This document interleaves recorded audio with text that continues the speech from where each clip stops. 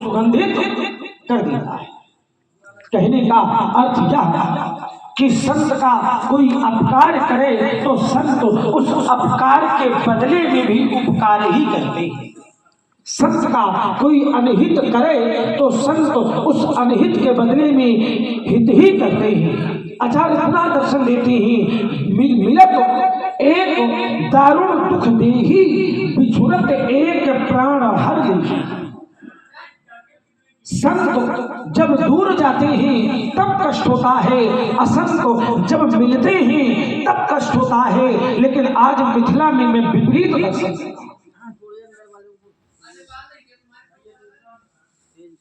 ध्यान दीजिएगा, थोड़ी ध्यान केंद्रित करने की आवश्यकता है। संत जब दूर जाते हैं तब कष्ट होता है, लेकिन असंत जब मिलते हैं तब कष्ट होता है। परशुराम जी जैसे महान व्यक्तित्व के आने पर मिथिला के नर नारियों को, यहाँ उपस्थित समाज को होना चाहिए था सुख। ध्यान दीजिएगा, परशुराम जी के आने से यहाँ के नर नारियों को होना चाहिए था सुख, लेकिन सुख नहीं हुआ। आचार्य कहते हैं कि पुर नर नारी, नगर नर नारी, सोचहि सकल त्रास उर भारी। होना चाहिए था सुख, लेकिन सुख नहीं हुआ, अपितु सब के सब भयभीत हो गए। कब? जब परशुराम जी का आगमन हो गया।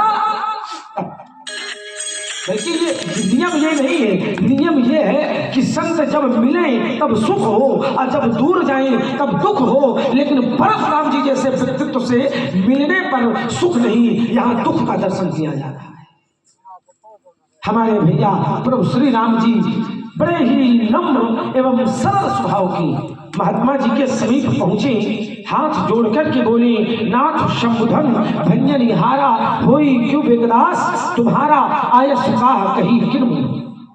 लेकिन भैया की विचारों से युक्त नम्र वाणी श्री भार्गव परशुराम जी के समझ में नहीं आई। चलो भैया की वाणी इनके समझ में आवे अथवा ना आवे, लेकिन ईमानदारी से इस बात का हमको पूर्ण विश्वास है कि हमारी वाणी बहुत जल्दी समझेंगे। महात्मा जी प्रणाम। और महाराज बिल्कुल नहीं, कारण नहीं, अब तो कहाँ दिख रहा है, तो चला ना गया, नहीं देख रहे हो, अब कहाँ देख रहे हो? बंद करो, दिखाई पड़े।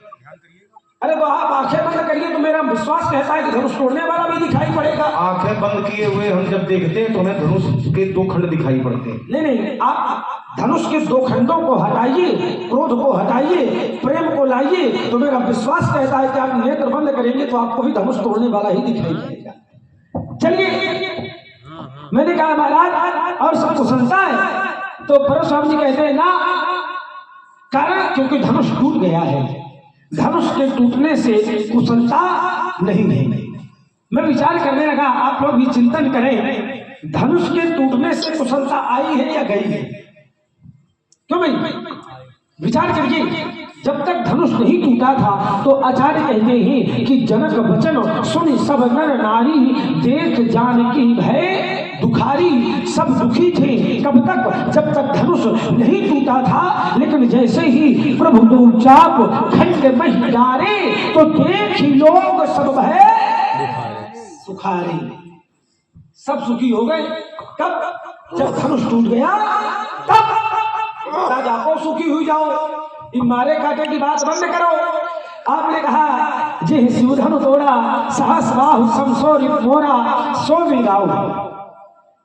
बिहारी समाजा, वह धनुष तोड़ने वाला समाज से अलग हो जाए, सो विलग आओ।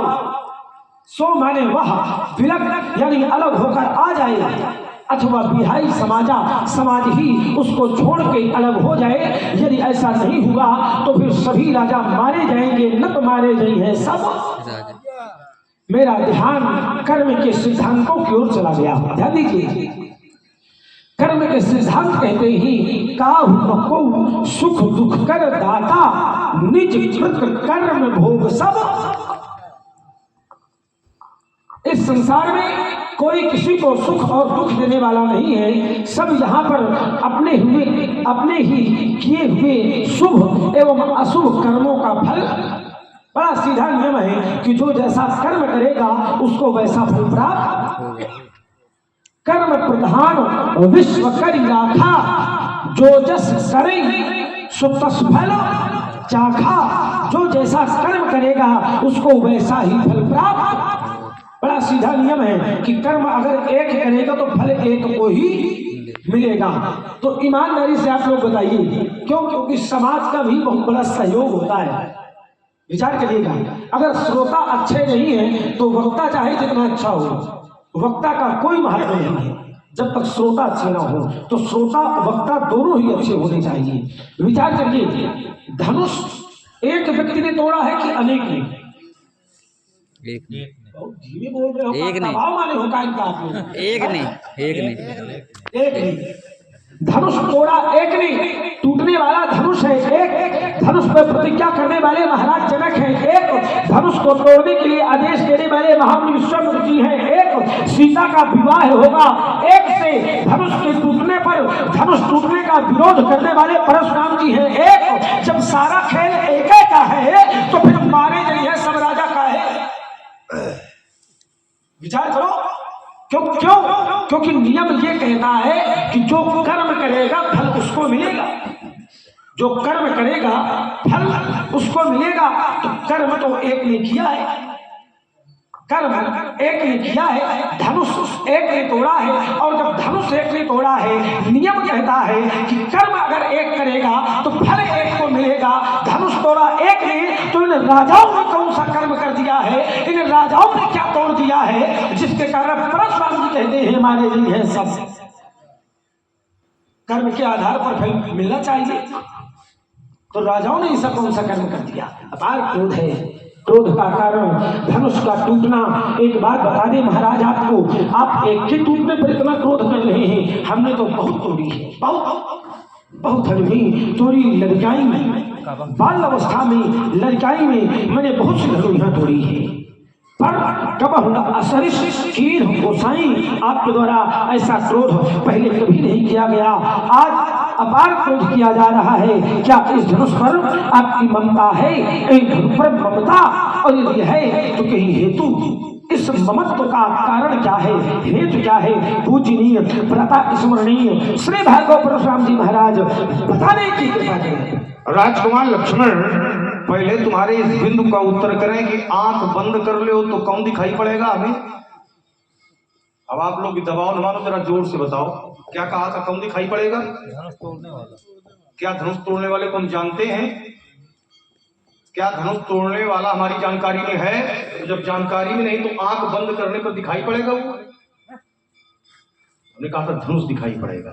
भगवान शंकर का धनुष है, भगवान शंकर दिखाई पड़ सकते हैं। क्योंकि धनुष तोड़ने वाला हमारी जानकारी में नहीं है तो नेत्र बंद करके चाहे हम साधना करने लगे, जब हम उसको जानते नहीं हैं तो क्या आएगा? इसलिए राजकुमार लक्ष्मण ने कहा था कि जब आंख बंद करेंगे तो हमें भगवान शंकर का धनुष है, हमें धनुष दिखाई पड़ेगा, दो खंड दिखाई पड़ेंगे, भगवान शंकर दिखाई पड़ेंगे। धनुष तोड़ने वाला हमारी जानकारी में है नहीं, वो नहीं दिखाई पड़ेगा। आइएगा, तुम्हारा प्रथम बिंदु है, तुमने कहा कि संत और असंत इनकी करनी कैसी होती है? संतों की करनी ये होती है, बढ़िया तुमने दर्शन दिया समाज के लिए, कि संत का कोई चाहे जितना अहित करे, संत का चाहे जितना कोई अहित करे, लेकिन उसके बदले में संत कभी भी अहित नहीं करते। उमा संत के मैं समर्थन किए देता हूं। उमा संत के यह बड़ाई और मंद कर तू करत भलाई। अगर उनका कोई बुरा भी करता है तब भी वो संत भला करते हैं। आइए, बढ़िया, हमारा आश्रम ध्वस्त कर देता धनुष तोड़ने वाला, कभी हम विरोध न करते। ये व्यक्तिगत जीवन संत की बात तुम कर रहे हो। हमारी भुजा कोई काट दे, कहता है कि तुम संत हो, भुजा काट दे, बढ़िया है। लेकिन अगर हमारे भगवान का अपमान करे, हमारे पिताजी का अपमान करे, हमारी मातृभूमि का अपमान करे, तो भैया क्या करना चाहिए संत को? हाँ, फिर संत को वही करना चाहिए। अगर व्यक्तिगत जीवन में व्यक्तिगत उसका हित कोई कर रहा है, ठीक, तो ये तुम्हारा सिद्धांत लगेगा। लेकिन अगर संत के भगवान का कोई अपमान कर रहा है तो फिर संत पर चिंतन करने की आवश्यकता है। इसलिए राजकुमार चिंतनीय विषय है। हमारा आश्रम ध्वस्त कर देता, हमारी भुजा काट देता, हमारा अपमान कर देता, मैं सहन करता, लेकिन भगवान शंकर के धनुष को तोड़ करके भगवान शंकर का अपमान किया है। इसलिए राजकुमार लक्ष्मण तुम्हारा सिद्धांत यहां लगने वाला नहीं है। और आइए, इन्होंने कर्म पर बहुत बल दिया है और ये भी लोगों से कहा कि जोर से बोलो, क्या दबाव मान रहे हो। इन्होंने कहा कि धनुष एक ने तोड़ा है, काउल को सुख सुख कर दाता, निज कृत कर्म भोग सब आता। सब अपने अपने किए का फल प्राप्त करते हैं। राजकुमार ने कहा कि भैया धनुष एक ने तोड़ा है, एक ने धनुष तोड़ा है, ये सब राजा क्यों मारे जाएंगे। कर्म के अनुसार फल मिलता है तो दंड किसको मिलना चाहिए। इनके अनुसार जिसने धनुष तोड़ा है, चलो कम से कम 50% हमारे पाले में आ गए, अपने आप आ गए हैं 50% कि धनुष तोड़ने वाले को दंड मिलना चाहिए, ये राजा क्यों मारे जाएंगे। तो जब ये 50% हमारे पाले में आ गए तो धनुष तोड़ने वाले को दंड मिलना चाहिए। दंड किसको दिया जाता है, अपराधी को कि निरपराधी को। तो इस बात को स्वीकार किया इन्होंने कि धनुष तोड़ने वाले ने धनुष अकेले तोड़ा है तो दंड उसको अकेले मिलना चाहिए, ये राजा क्यों मारे जाएंगे। अब मैं इसका उत्तर किए दे रहा हूं कि राजा क्यों मारे जाएंगे, और आप लोग भी जोर से उत्तर करना जैसे इनकी बात का उत्तर किया था। भैया अपराधी का जो समर्थन करते हैं वो कौन होते हैं, वो भी होते हैं अपराधी। अपराधी को जो छिपाते हैं वो कौन होते हैं, वो भी होते हैं अपराधी। क्या कोई राजा में बता रहा है धनुष किसने तोड़ा है, राजा का छिपा रहे हैं कि नहीं छिपा रहे, राजा को उसके समर्थन में है कि नहीं है। तो अपराधी का समर्थन करने वाले होते हैं अपराधी, इसलिए न तुम्हारे जिन है सब राजा कर्म के अनुसार, क्योंकि इनका भी कर्म है, छिपाने वाला कर्म है, समर्थन का कर्म है, इसलिए न तुम्हारे जिन है सब राजा। और आइए, यदि कर्म के अनुसार ही फल मिलता है, अब यदि सब लगे हमारा अच्छे लोग बैठे हैं यात्रा करेंगे, संवाद विवाद नहीं होता है, संवाद सत्संग होता है। अच्छा चिंतन दोनों पक्षों से आता है तो वो सत्संग बन जाता है, और यही होना चाहिए। यदि कर्म के अनुसार फल मिलता है तो राजा प्रताप धाम से आप लोग परिचित होंगे, क्योंकि लक्ष्मण परशुराम संवाद वही लोग सुनते हैं जो मानस के पाठक होते हैं, जिनको इसमें रुचि होती है, जो जानकार होते हैं, बाकी सब सोने चले जाते हैं। आइए, राजा प्रताप भानु का नाम आप लोगों ने सुना होगा। राजा प्रताप भानु के परिवार ने ऐसा कौन सा कर्म किया था जो हो निशाचर जाय नृपमूल सहित। भैया परिवार का क्या दोष था उसकी तो जानकारी भी नहीं, और कर्म अनुसार फल मिलता है, ये तुमने बात रखी है और लोग भी जानते हैं, तुमने सिद्धांत भी पढ़ा है। आइए, वाल्मीकि का आप लोगों ने नाम सुना होगा। वाल्मीकि का प्रारंभिक जीवन कैसा था, क्या करते थे, हाँ ये करते थे। तो जब कर्म के अनुसार फल मिलता है तो इनको फल मिला, उस चोरी का फल मिला नहीं मिला, फल काहे का मिला है, उल्टा नाम जपत जग जाना तो वाल्मीकि भय ब्रह्म। तो जो ये चौर कर्म करते थे इसका भी फल मिलना चाहिए कि नहीं मिलना चाहिए, क्योंकि जो जैसा कर्म प्रधान विश्व कर, जो जस करे, जो जैसा करता है उसको वैसा फल मिलता है। तो यहां पर वाल्मीकि को ये फल मिलना चाहिए। और आइए, ताड़का का नाम आप लोगों ने सुना है, इसके कर्म कैसे थे, ताड़का के कर्म कैसे थे, बुरे थे, हाँ बुरे थे। और इसीलिए इनके गुरु बाबा विश्वामित्र इनके यहाँ पहुंचे हैं। असुर समूह सताओ मोही, मैं जाचन आयो नृत्यो ही, अनुसमेत देव रघुनाथा, तो निश्चर बद में हो सना था। कर्म बुरे थे, अनुचित थे, लेकिन फल क्या मिला है? एक ही बान प्राण हरि लीन्हा और दीन जानते निज पद परम धाम मिल गया। कर्म कैसे हैं आप लोग परिचित हैं, और फल क्या मिल रहा है? फल मिल रहा है परम धाम। तो क्या जो हम ये उदाहरण दे रहे हैं इसमें कर्म अनुसार फल किसी को मिल रहा है? तो ये चिंतन करना पड़ेगा, क्योंकि अब भूमिका बनाकर तुमने दी, धरातल बनाकर दिया है, तो इसमें थोड़ा बहुत व्यायाम होगा, यात्रा होगी, कुछ न कुछ इसमें निकलेगा। आइए अगला बिल तुम्हारा है। तुमने कहा बाल काल में हमने बहुत धनुया तोड़ी। बाल काल में जब तुमने बहुत तोड़ी तो कहता है कि कबहू न असरिस कीन गोसाई, आपने कभी ऐसा क्रोध नहीं किया। तो बाल काल में जैसी तुमने तोड़ी हो ऐसा मैंने क्रोध किया, आज जैसा टूटा हो ऐसा मैं क्रोध कर रहा हूं। बाल काल में जो तुमने तोड़ी थी वो तुम्हारा विषय था, लेकिन आज जो टूटा है ये धनुष किसका है? भगवान शंकर का। सोई पुरारी को दंड कठोरा। तो भगवान शंकर क्या किसी के व्यक्तिगत भगवान है? भगवान शंकर क्या किसी के व्यक्तिगत भगवान है? भगवान शंकर तो सबके भगवान है। शंकर जगत वंद जगदीशा, सुनर मुनि सब नावस सीसा। तो एकाधिकार से धनुष तोड़वाया गया है, ये अपराधपूर्ण है। और एक एक अपराधी को मैं चिन्हित कर रहा हूं, इस अपराध में कौन कौन संलिप्त तो कोई बचने नहीं पाएगा। एक बात तुमने और रखी थी, तुमने कहा कि धनुष टूटने पर सब सुखी हैं। धनुष टूटने पर सब सुखी हैं, आप क्यों क्रोध कर रहे हो? देखिए धनुष टूटने पर सुखी नहीं,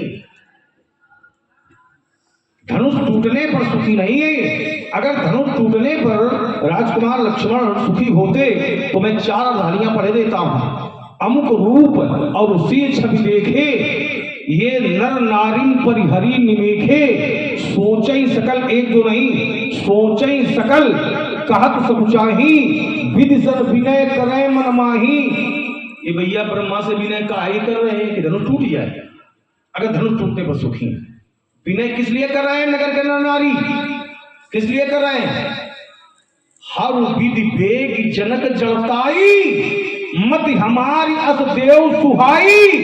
बिन विचार पन तज नर नाहू, और सी अमुक कर विवाहू। बिन विचार पन तज नर नाहू। राजा जनक बिना विचारे प्रण का परित्याग कर दे, तो जब प्रण का परित्याग हो जाएगा तो धनुष टूटेगा कि बचेगा? बचेगा। तो धनुष टूटने को प्रसन्न नहीं है। प्रसन्न किस बात से है? सुखी किस बात से है? इसी अमुक कर करे विवाहू, जिसको देखा है उसके साथ सीता का विवाह कर दे और कार्य इनके अनुकूल हो गया है, तो प्रसन्नता का कारण कार्य की अनुकूलता है, धनुष का टूटना नहीं है। और आइए बोले आपसे सब बहुत दुखी हैं, आप जैसे मिले हो तो सब ये भयभीत हो गए, मिलने पर भयभीत नहीं है। अर्धाली तुमने जो पढ़ी है वो मिलने की नहीं है। यात्रा करिएगा। हमारा जब आगमन हुआ तो समाज की स्थिति क्या थी? समाज की स्थिति क्या थी जो हम नहीं आए? खर भर देख विकलपुर नारी, यह स्थिति थी। खर भर देख विकलपुर नारी, सब मिल दे महीपन गारी। क्यों? क्यों? क्योंकि उठ उठ पहिर सना अभागे, जाता गाल बजामन लागे। ले छड़ा सी का गौ, धरी बांधो बालक गौ। जो विदेक करे सहाई, तो जीतो समर सही दो। ये स्थिति समाज की थी। जब समाज की ये स्थिति इस नगर की नारियों ने देखा तो खर भर देख विकलपुर नारी, और सब मिल दे महीपन गारी। कई अवसर सुनसी उठन भंगा, और आयो भ्रकुल कमल पतंगा। उसी समय हमारा आगमन हो गया। अब बताइए भैया, हमारा जो आगमन हुआ है इससे अच्छाई हुई है कि बुराई हुई है? ये तो कह रहा था कि आपका आगमन हुआ तो सब दुखी हुए। सुर मुनि नाग नगर नर नारी, सोचई सकल चार। ये आगमन से नहीं है, आगमन से भयभीत नहीं है। यहां की स्थिति ये थी, वातावरण समाज का ये था। हमारे आने से जो राजागण भारत की अस्मिता पर चोट पहुंचा रहे थे, भारत की बेटी को छीनने की चर्चा कर रहे थे, बाबा का आगमन हुआ तो ये विदेशी राजा सब संकुचित हो गए। जैसे आगमन हुआ, देख महीप सकल सकुचाने, बाट झपट जल लवा लुकाने, ये स्थिति हो गई राजाओं की। तो अब बताइए, पहले तो इसमें तुम्हारे प्राण बच गए और तुम बता रहे हो कि सुरमुन, हाँ, सुर मुनि नाग नगर नर नारी स्थिति कब है? बहुरी बिलोक विदेह जन कहौ कात भीर, पूछत जानी अजान जी व्याप्यो को शरीर। तो समाचार कई जनक सुनाए, यही कारण वही तब आए, सुनत वचन फिर अनत निहारे, और देखे चाप खंड मई डारे, अतिरिक्त बोले वचन कठोरा, कौ जल जनक धनुष के तोरा। तब स्थिति है सुर मुनि नाग नगर नर नारी, और सोचे सकल त्रास। व्याख्यान कुछ ज्यादा लंबा हो रहा है, और जब लंबा व्याख्यान लगता है तो फिर लोग उठ जाते हैं। ठीक है, आइए, तुमने कहा एक धन पर ममता के हेतु, तो जहां पर तुमने बौद्ध धन की तोड़ी लटकाई और एक धन पर ममता के हेतु तुमने बालकाल में तोड़ी हुई धनुइयों से ये धनुष की समता कर दी है। तो जो तुमने समता की है, जो तुमने तुलना की है, ये तुलना सात्विक तो हो सकती है, लेकिन स्वीकार तुमने स्वयं नहीं किया है कि बालकाल में तोड़ी हुई दुनिया आज का टूटा हुआ धनुष दोनों समान है। स्वीकार नहीं किया है। कैसे? बालकाल में जब तुमने बहुत तोड़ी तो तुमने किसी एक व्यक्ति को सावधान नहीं किया, लेकिन तोड़ने वाला एक को तोड़ने चला होगा तो तुमने एक नहीं अनेकों को सावधान किया। दिस गुंजरो कमर आई बोला, घरो धन धर धीन डोला। इससे सिद्ध होता है कि शाब्दिक प्रयोग में समानता तो लग रही है, लेकिन स्वीकार स्वयं नहीं किया है। एक धन पर ममता के हेतु, एक धन पर ममता का हेतु क्या है? तो ये सभी जानते हैं ये धनुष भगवान शंकर का है। भगवान शंकर हमारे भगवान है, तो जो ममता का हेतु है, जो ममता का कारण है, वो ये है बालक काल बोलत पहिन संहार, ये धनुषम सुखाधुम विदित सकल संसार। चलिए, सभा में उपस्थित हो सभी विज्ञजन, आप सभी लोग अपना अपना ध्यान एवं अपने अपने काम हमारी ओर पुनः केंद्रित करेंगे। व्याख्यान महाराज चाहे इतना लंबा हो जाए, लेकिन प्रयास ये रहेगा कि उसको बहुत समेट के थोड़े में पिरो दिया जाए। क्यों? क्योंकि किसी बात का उत्तर करने के लिए बहुत ज्यादा बोलने की आवश्यकता नहीं है, कम शब्दों में भी उत्तर हो सकता है। ठीक, आपने कहा कि इस धनुष पर हमारी श्रद्धा है, और श्रद्धा इसलिए है क्योंकि ये भगवान शंकर का धनुष है, इसलिए श्रद्धा है। इस पर मैं दो बातें कहता। पहली बात तो ये कि आप कहते हैं कि श्रद्धा है कहाँ? धनुष पर। अच्छा, श्रद्धा होनी कहाँ चाहिए? ध्यान दीजिएगा, श्रद्धा भक्ति ये किसके प्रति होती है? भगवान के प्रति। किसके प्रति होती है? भगवान के प्रति। तो ये धनुष भगवान है क्या? विचार करके, क्या ये धनुष जो टूटा है ये भगवान है? ये धनुष भगवान नहीं है, भगवान का है, लेकिन स्वयं में भगवान नहीं है। ध्यान दीजिएगा, परमेश्वर जी का श्रद्धा है। क्यों श्रद्धा है? क्योंकि भगवान का है।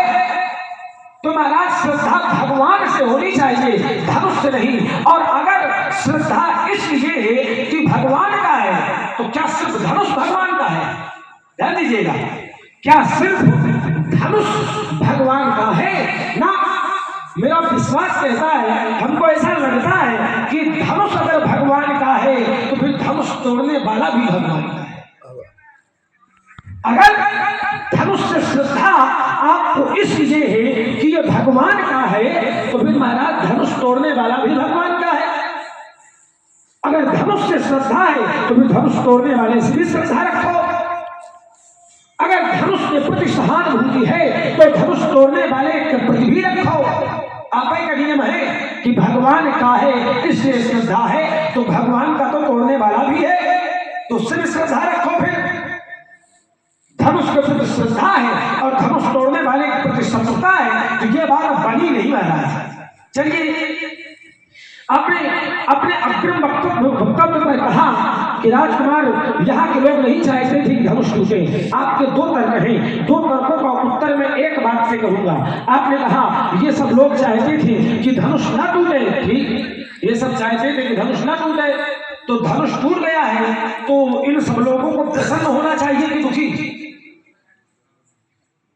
विचार करिए मेरी बात पर। ये लोग चाहते थे अगर कि धनुष न टूटे, जैसे आप लोग चाहते हो कि कोई काम ना हो और फिर भी वो काम हो जाए, तो आपको अच्छा लगेगा कि बुरा? चाहते हो कि ये काम ना हो फिर भी हो जाए तो बुरा अच्छा लगेगा? नहीं। विचार करके परशुराम जी कहते हैं कि ये सब लोग चाहते थे कि धनुष न टूटे, फिर भी टूट गया है, तो इन सबको प्रसन्न नहीं होना चाहिए ना, दुखी होना चाहिए। आपने कहा था कि धनुष तोड़ने वाले ने अपराध किया है। दो बातें हैं आपकी, इन दो बातों का मैं एक उत्तर दे देता हूं, मात्र एक उत्तर।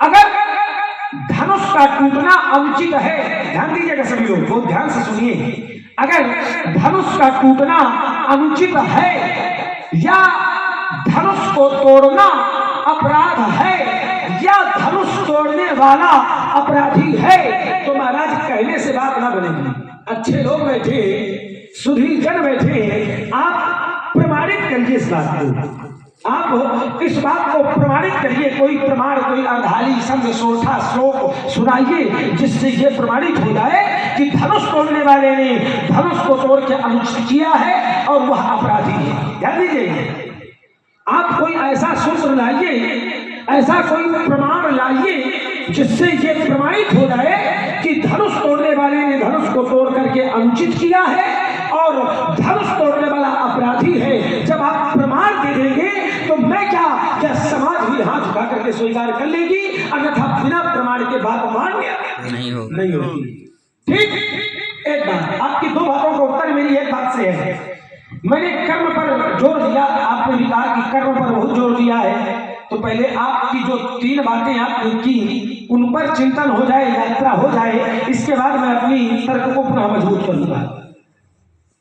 आपने कहा कि प्रताप भानु के परिवार का क्या दोष था? ध्यान दीजिएगा, परशुराम जी कहते हैं कि प्रताप भानु के परिवार का क्या दोष था जिसके कारण प्रताप भानु के परिवार को भी श्राप मिला। ध्यान दीजिए महाराज, प्रताप भानु के परिवार का कोई दोष नहीं था ना, और मैं प्रमाण दिए देता हूं। आप प्रताप भानु के परिवार की बात करते हैं, प्रताप भानु का भी दोष नहीं था। प्रताप भानु और प्रताप भानु के परिवार का कोई दोष नहीं था। वो तो आप जैसे ब्राह्मणों की कृपा हो गई थी तो रावण बनना पड़ा। आचार्य कहते हैं, मानसकार लिखते हैं कि प्रभु श्राप विचार न दीना और नहीं अपराध भूप कछु। ठीक, हमने सीधा सीधा आपकी बात काट दी कि कोई कर्म नहीं था। वहां दोष ब्राह्मणों को दिया जा रहा है। क्यों? क्योंकि ब्राह्मणों ने विचार नहीं किया, और जो कार्य बिना विचारे किए जाते हैं वो कार्य अच्छे नहीं हुआ करते। ध्यान दीजिएगा, जो कार्य बिना विचारे किए जाते हैं वो कार्य अच्छे नहीं होते हैं। वहां पर ब्राह्मणों ने बिना विचारे श्राप दिया था। एक बात। दूसरी बात, आपने कहा कि वाल्मीकि चौर कर्म करते थे, चोरी करते थे। ध्यान दीजिए, चोरी करते थे तो फिर ब्रह्म समाना क्यों? उल्टा नाम जपत जग जाना, वाल्मीकि भय ब्रह्म समाना, ऐसा क्यों? बात सत्य है, वे चोरी करते थे तो उनको चोरी करने का फल मिलना चाहिए, लेकिन वो तो ब्रह्म के समान हो गए। हाँ, हो गए। क्यों? क्योंकि परमात्मा कहते हैं कि सन्मुख होए जीव मोहि जबहि, तो जन्म कोटि अघनासो। परमात्मा के समीप चाहे जितना बड़ा अपराधी पहुंच जाए, ध्यान दीजिएगा, परमात्मा के समीप चाहे जितना बड़ा अपराधी पहुंच जाए, ये परमात्मा के दर्शन का फल है कि उसके करोड़ों जन्म के पाप नष्ट हो जाते हैं और परमात्मा उसको साधु बना देते हैं।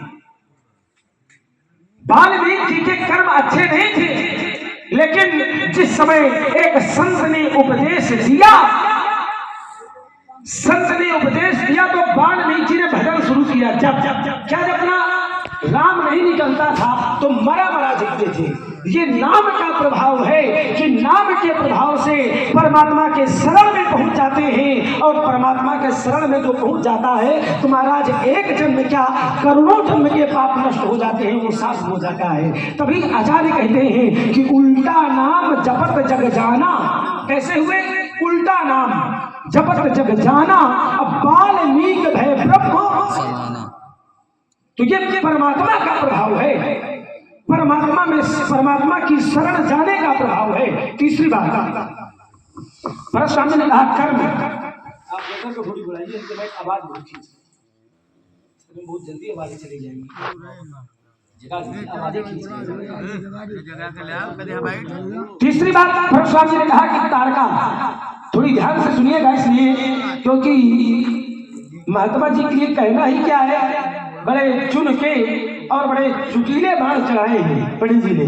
हाँ बढ़िया, अपने तर्कश से बहुत चुटीले बाण निकाल करके इन्होंने फेंके हैं। बोले तारका बुरे कर्म करती थी, राक्षसी थी, तो उसको भगवान का पद क्यों मिला? अच्छा विचार करिए, तारका को भगवान का पद मिला तो ये तारका के कर्मों का प्रभाव है कि परमात्मा के सानिध्यता का प्रभाव है? विचार ये करिए कि मारा किसने है? ये मारने वाले का प्रभाव है। क्यों? क्योंकि राम जी जिसको मारते हैं तो वो मरता नहीं है। राम जी जिसको मारते हैं तो वो मरता नहीं, वो तो तर जाता है। तो ये मारने वाले का प्रभाव है कि एक ही बाण प्राण हर लीन्हा, अकील जानत ही निज पद। आपने वाल्मीकि का तारका के जो उदाहरण दिए तो ये दोनों भगवान से जुड़े हुए हैं, और भगवान के समीप ये नियम नहीं लगता ना। भगवान के समीप जो पहुंच जाता है, जो भगवान के समीप पहुंच जाता है, उसके सभी कर्म अच्छे बुरे समाप्त हो जाते हैं, वो तो परमात्मा का ही हो जाता है। जैसे जे मृग राम बाण के मारे, जिन मृगों का शिकार राम जी ने किया, ते तन तज सुरलोक सिधारे। ये राम जी के मारने का प्रभाव है कि वो जिसको मारते हैं वो मरता नहीं, वो तर जाता है। हमने नियम बताया है महाराज। आपने कहा कि ये राजा इसलिए मारे जाएंगे, जो हमारा मुख्य तर्क है। वार्ता बहुत लंबी ना हो इसलिए बहुत थोड़े में हम उत्तर करेंगे। परशुराम जी ने कहा कि ये राजा इसलिए मारे जाएंगे क्योंकि इन्होंने धनुष तोड़ने वाले को छिपाया है। विचार करिए, क्या धनुष तोड़ने वाले को छिपाया जा सकता है? चिंतन करें आप। आचार्य कहते हैं कि नृप सब नखत करहि उजियारी, तारि न सकल